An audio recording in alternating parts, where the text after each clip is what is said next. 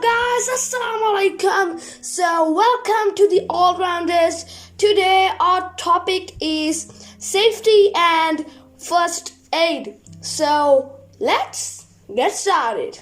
Accidents can happen in several ways if we are not careful. Accidents at home are mainly caused by fire, electricity, and by sharp things such as knives and scissors. All these things are useful to us, but can be very dangerous if we are not careful with them. A carelessly thrown lighted matchstick can burn an entire house. Electrical gadgets such as toasters or electric irons can be dangerous if not maintained and handled carefully. At home, children running up or down staircases can fall and get injured. Accidents at home can also happen if children eat or drink anything harmful. That is why medicines should always be kept out of children's reach. A number of accidents occur on roads. They happen mainly because people do not drive carefully and do not follow traffic rules. Have you seen people driving too fast in crowded street? Have you seen cars overtaking on the wrong lane and vehicles going zigzag rather than one behind the other in proper traffic lanes? Sometimes, even if one is careful, accidents happen. One can get hurt. Let us see what we should do in some of these situations. Fire and its prevention. Most fires in our house occur while working or while using a defective electrical gadget. It is important that all electrical gadgets are checked from time to time. If a crack or cut is noticed in the rubber covering of any wire, the wire should be replaced. Wires and electrical gadgets should never be allowed to get wet. Make sure that the gadget is switched off after use. A kerosene stove should not be kept on the floor. It can easily get knocked over, spilling the kerosene. This can cause a major fire. A number of fires can occur if people are not careful with gas stoves. Make sure that the gas is switched off when not in use. If you smell gas in the house, it may be leaking from the gas cylinder. Immediately open all doors and windows to allow the gas to escape. Ring up the gas agency for help. Do not switch on or off any electrical switch in such situation and do not light the matchstick. This can cause an explosion and a major fire in the house. Never wear nylon clothes in the kitchen. They catch fire very easily. Cotton or wool clothes are safer. Children should not be allowed to play with matchstick. Firecrackers used during Shab-e-Barat and other festivals are another major cause of fire. Some firecrackers often go sideways instead of going up. They can hit and injure someone or cause a major fire. What to do if there is a fire? Fire needs air to keep burning. One method of cutting out a fire is to cut off its air supply. Another method is to cool down the burning substance in case of small fires. I will tell you. Throwing mud or sand over the fire. This cuts off the air supply by covering the substance on fire. Pouring water over the fire. This cools down the burning substance and also cuts off its air supply. Using a fire extinguisher, this is a simple device to put off a fire. Fire extinguishers are of various types, but they all work in the same way but by cutting off the air supply to the fire. Let me tell you a thing. Sometimes water does not extinguish fire.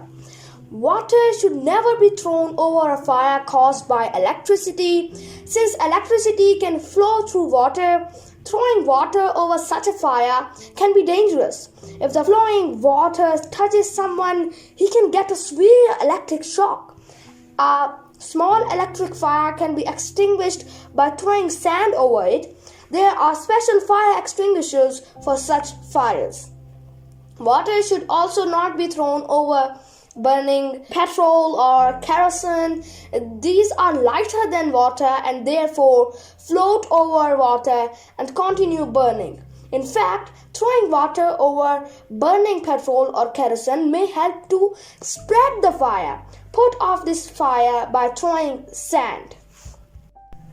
In case the fire is big, it is best to shout for help and to immediately ring up the fire brigade.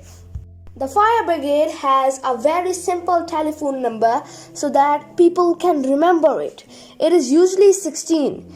It is important to remain calm over the telephone and give the fire brigade the correct address and location of the place under fire. What to do if clothes catch fire? If your clothes catch fire, roll on the ground. This cuts off the air supply to the fire and puts it out. If a blanket or a rug is available nearby, rolling up in it is more effective in cutting off the air supply. If someone else's clothes catch fire, use water if available to put out the fire. Otherwise, wrap up the person in a blanket, rug, or overcoat. Remember, however, that you should not leave the person covered with a blanket for too long. This can result in severe burn to the body. The covered blanket will not allow the burnt area to cool down, and the burn can get worse. Remove the blanket as soon as the fire is put out. First aid. When a person gets injured, a nurse or doctor may not be immediately available. First aid is the care given to the injured person before a doctor or nurse can see them. Proper first aid can prevent the injury from getting worse. It is therefore important for all of us to know how to give first aid in different kinds of accidents. Now I will tell you some interesting things about the first aid. Okay, first aid is represented by white cross on green background, white cross on red background, and red crescent on white background, known as Hilal-e-Ahmar in Urdu. Second Saturday of September is celebrated as First Aid Day. What to do if someone gets burnt? If the burn is small, the skin becomes red and no blisters are formed. Put the burnt area immediately in cold water. This will cool the skin and prevent inner portions of the skin from getting burnt. No other treatment is necessary. If the burn forms blisters on the skin, it is more serious. Never break the blisters. If they do break, wash them with soap and water. Cover them lightly with a clean piece of cloth or bandage. This will protect the burns from dust and flies and prevent infection. A piece of clean cloth dipped in a solution of baking soda in water can be applied to the burnt area. In the case of very big burns, take the patient to a doctor at once. Give the patient plenty of water to drink. Sometimes a patient can get burned by a chemical such as an acid. In such a case, the burnt area should be washed immediately with lots of water. This will wash off the chemical. Then follow the treatment for heat burns. What to do if someone gets injured? Minor wounds. Treatment of minor wounds such as cuts and scratches does not require a doctor if you follow some simple rules. First of all, clean your own hands with soap and water, then wash the wound well with soap and water. You can also use solution of an antiseptic such as Dettol in water to clean the wound. Take care to remove every little piece of dirt in the wound. If this is not done properly, the wound can get infected. If there is a lot of bleeding, apply ice on the wound. This will help stop the bleeding. Cover the wound with a clean plaster or bandage. This will prevent dirt from getting into the wound. It also helps to stop bleeding. It is important to keep the wound clean while it is healing. If the wound does not heal and the patient develops a fever, take him to a doctor. Deep wounds. If the wound is deep, the patient should be taken to a doctor after cleaning the wound. He may require an injection to prevent a dangerous disease called tetanus. Long, deep wounds may require stitches. Animal bites. The bites of dogs, monkeys, and some other animals can cause a very dangerous disease called rabies. The bites should be immediately washed with soap and water and an antiseptic applied. The patient should then be taken to a doctor. He may need injection to prevent rabies. The bite of a poisonous snake such as cobra or krait can cause death. A tight bandage just above the wound slows down the spread of the poison by reducing blood flow to the wound. The patient should then be rushed to a doctor. Broken bones and sprains.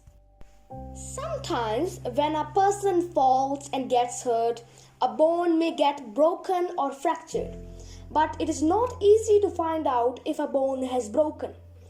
If the patient is in great pain while moving a hand or a leg, even 10 to 15 minutes after the injury, he may have a broken bone.